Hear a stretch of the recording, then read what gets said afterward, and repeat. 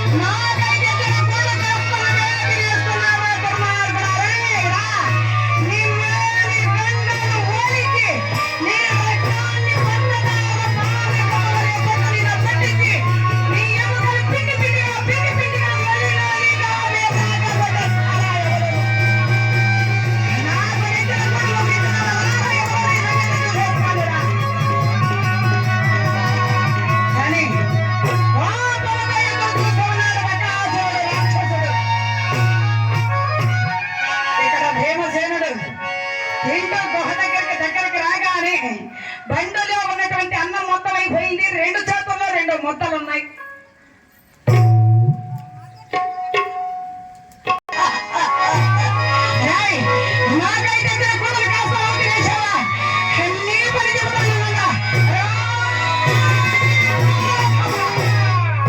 అది ఒక దొక్కలో గుద్దేసరికి బ్రేమని చేసి ఒక ముద్ద పట్టించేశాడు. అమ్మయ్యా,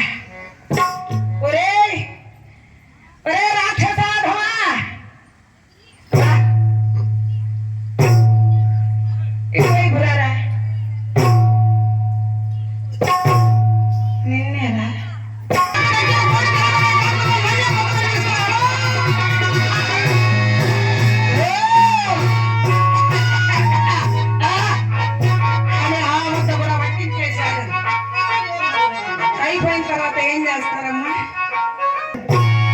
అందులో ఎడైనా ఒక నెత్తుకుండి పోయాయేమో, అక్కడ వచ్చి రోడ్లో పడిపోయాయి.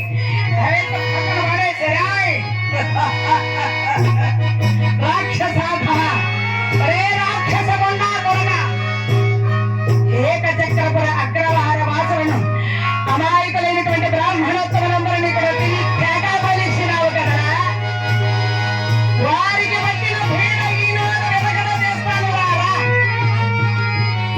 నువ్వు బాగా ఆకలి ఉన్నావు, నేను కడుపారా ఆరగించి ఉన్నాను రారా.